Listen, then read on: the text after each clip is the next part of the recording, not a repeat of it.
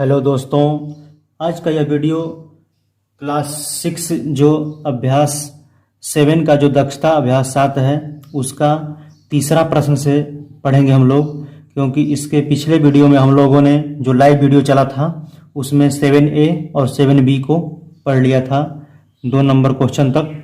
ये तीसरा दिया हुआ है, स्तंभ A एवं B के सही जोड़े का मिलान कीजिए। इसमें दिया हुआ है किरण क्या होता है, तो इसमें दिया हुआ है आपको फिगर किताब में।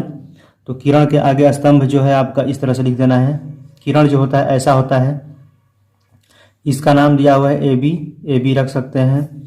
रेखा जो होता है, रेखा में दोनों साइड में तीर बना होता है, एरो जो होता है ये रेखा होता है, इसका भी नाम दिया हुआ है AB।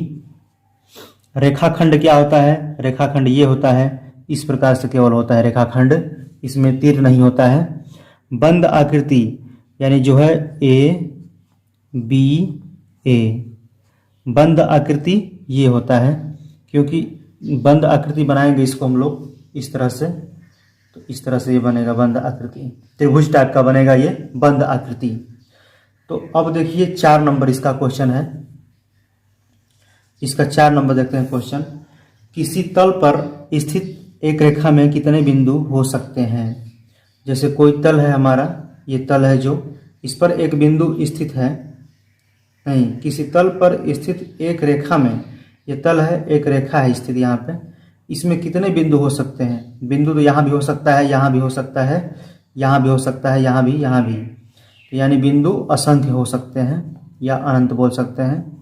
तो हम लोग लिखेंगे बिंदु असंख्य, असंख्य होंगे, हो सकते हैं लिख सकते हैं, हो सकते हैं।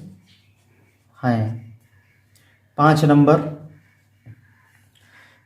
दिया हुआ है, देखिए कि दी गई आकृतियों में रेखाओं के नाम लिखिए। दी गई जो आकृति है आपका उसके रेखाओं का नाम लिखिए।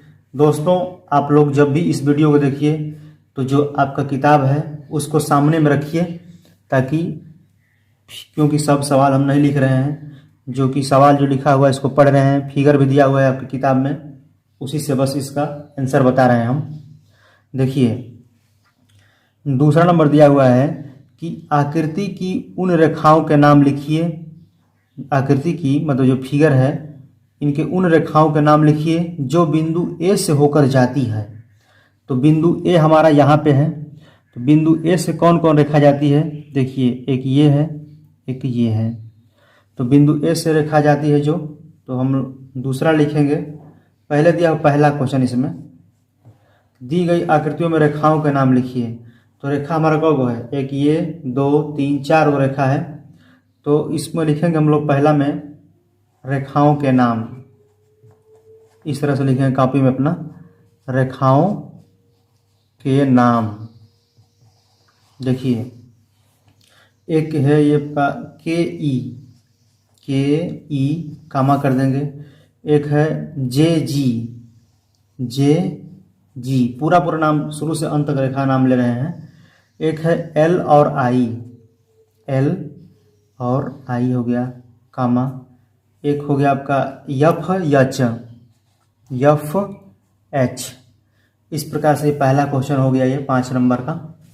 अब देखिए दूसरा क्वेश्चन इसका है।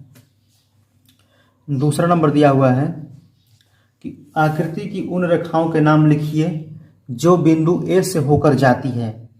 तो आकृति की उन रेखाओं का नाम लिखना है जो बिंदु A से होकर जाता है। तो A से एक जाती है रेखा आपका LI जाती है, और एक KE जाती है। तो हम लोग लिखेंगे A से होकर जाने वाली रेखा, बिंदु A से, उन रेखाओं का नाम बिंदु A से होकर जाने वाली रेखा, जाने वाली रेखा। तो क्या क्या है देखिए, एक आप लिख सकते हैं LI कामा KE।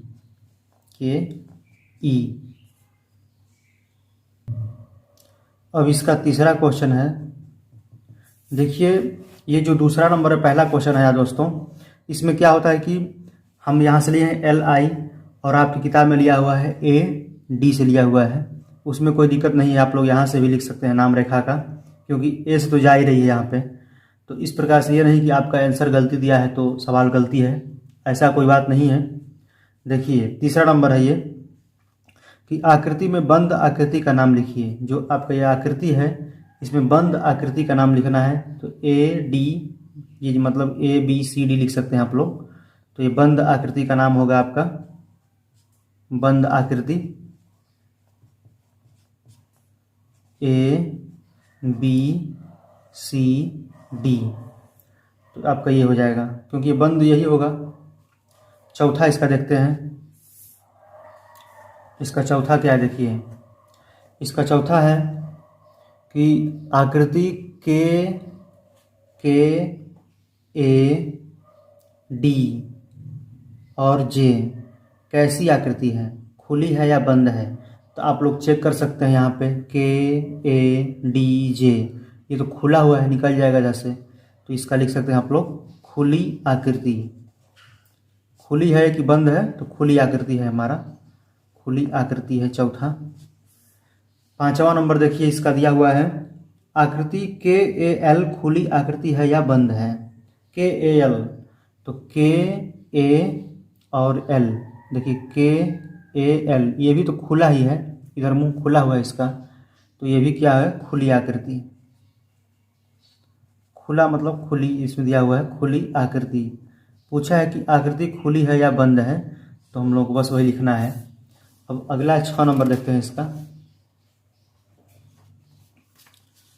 तो इसमें 5 क्वेश्चन था, पांचवा में 5 क्वेश्चन था और 6वां क्वेश्चन दिया हुआ है आपका। देखिए इसमें 6वां दिया हुआ है कि निम्नांकित आकृति में एक बिंदुगामी रेखाएं और उनके संगमन बिंदु लिखिए। बिंदुगामी रेखाएं क्या होती है और संगमन बिंदु क्या होती है, इसको पहले समझ लेते हैं। देखिए जैसे ये आप देख रहे हैं फिगर, यहाँ से देखिए इसको समझा देते हैं पहले हम, इसको पेन से समझा दें। देखिए एक रेखा है ए और ये जो आई है यहाँ से है, फिर क्यू बी है, एन ये है। तो ये जो बी पॉइंट है मेरा, जैसे यहाँ पे प्रतीत हो रहा है कि यहाँ पे कई मतलब रेखाएं काट रही है यहाँ पे, तो इसको बोलते हैं हम लोग संगमन, इसको बोलते हैं हम लोग संगमन बिंदु। मतलब जहाँ पे मिलन होता है जिस किसी चीज़ का, जैसे ये है आपका पॉइंट, एक यहाँ से आया है, एक इधर गया है और एक इधर गया है। तो ये जो हुआ मेरा बीच वाला हुआ, इसको बोलते हैं संगमन बिंदु, इसको बोलते हैं संगमन बिंदु बोलते हैं इसको, बीच वाले को। और ये जो रेखाएं गई है, ये सब गई है, इसको बोलते हैं बिंदुगामी। मतलब बिंदु से जो गई है रास्ता, बिंदुगामी गमन किया हुआ है, इसको बोलते हैं बिंदुगामी रेखाएं, बिंदुगामी रेखाएं। तो इस प्रकार से ये आप लोग समझ गए कि बिंदुगामी रेखाएं क्या होती है और संगमन क्या होता है। तो आइए देखते हैं पहला क्वेश्चन इसका।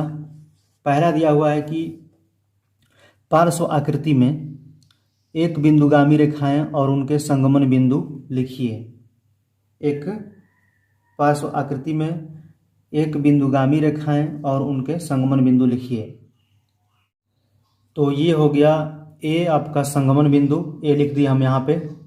और इसके बिंदुगामी रेखाएं, मतलब इस बिंदु से कौन कौन रेखाएं गई हैं। देखिए एक रेखा ये तो गई है क्यू, क्यू जो है आपका, क्यू बोल सकते हैं इसको नहीं ले रहे हैं, तो इसको नाम दे रहे हैं क्यू, और इसको दे रहे हैं एल, और इसको दे रहे हैं एन।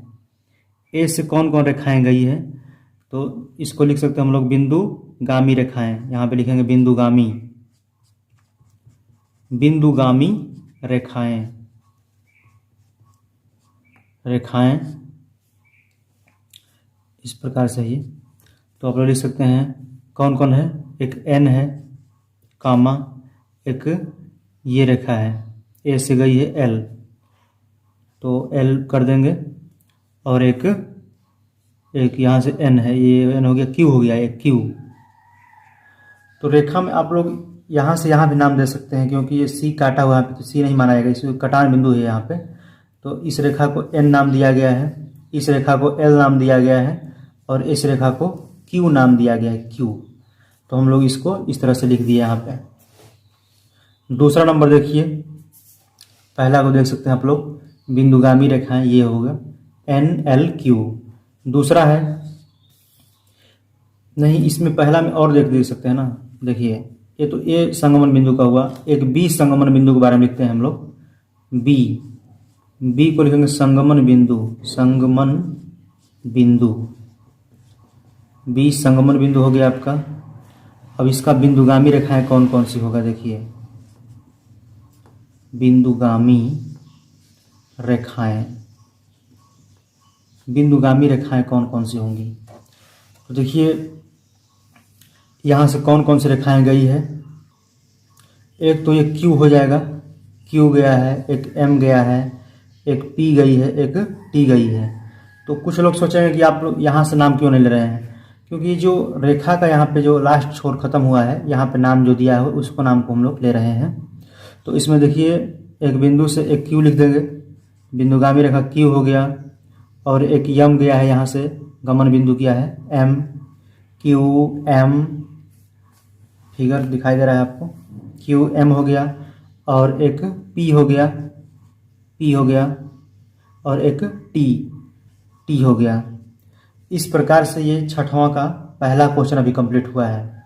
दूसरा क्वेश्चन देखिए दिया हुआ है, पार्श्व चित्र AFB खुली है या बंद आकृति है। तो देखेंगे कि AF कहाँ है इसमें, देखिए A यहाँ पे है, F यहाँ पे है, और B कहाँ पे है, B यहाँ पे है।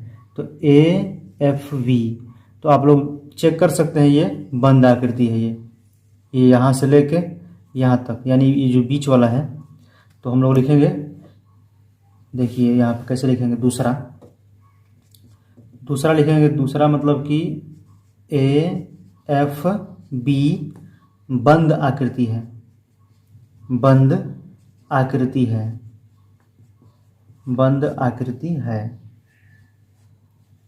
ठीक है।